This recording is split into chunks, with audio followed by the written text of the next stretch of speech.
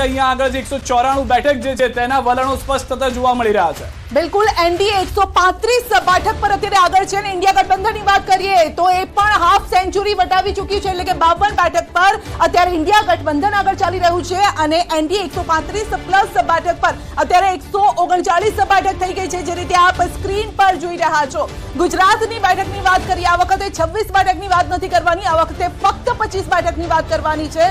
તો લોકોને સવાલ થશે કે 25 બેઠક કેમ, કારણ કે એક કમળ ઓલરેડી ગુજરાતમાં ખીલી ચૂક્યું છે। તો આ 25 બેઠકમાંથી 15ના જે રુઝાન સામે આવ્યા છે તેમાં બીજેપી જોવા મળી રહી છે, કારણ કે 15નો આંકડો અને બીજેપી આ બેઠક પર અત્યારે આગળ ચાલી રહી છે। અને સૌથી વધારે મહત્વની વાત એ પણ છે સંધ્યા, જે રીતે આપે પણ જણાવ્યું તે પ્રમાણે કે મોટા ભાગની જે તમામ બેઠકોના વલણ સ્પષ્ટ થઈ રહ્યા છે, કારણ કે 543 માંથી 227 બેઠકોના વલણ સ્પષ્ટ થયા છે, જેમાં 157 પર બીજેપી અથવા તો એનડીએ આગળ ચાલી રહ્યું છે, કે જેના પર એનડીએ હાલમાં આગળ ચાલી રહ્યું છે। ઇન્ડિયા ગઠબંધન 39 બેઠક પર આગળ ચાલી રહ્યું છે।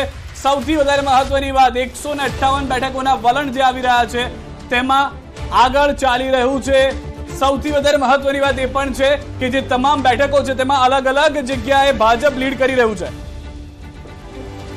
તો સીધા જ અમે આંકડા પણ બતાવી રહ્યા છે, 100 ની ઉપર એ આંકડો રુઝાનનો પહોંચી ગયો છે અને એનડીએ 100 ની પાર પહોંચી ગયો છે, 112 બેઠક પર અત્યારે આગળ ચાલી રહી છે। આ સાથે જ ઇન્ડિયા ગઠબંધનની વાત કરીએ તો એ હજુ ઘણી પાછળ જોવા મળી રહી છે।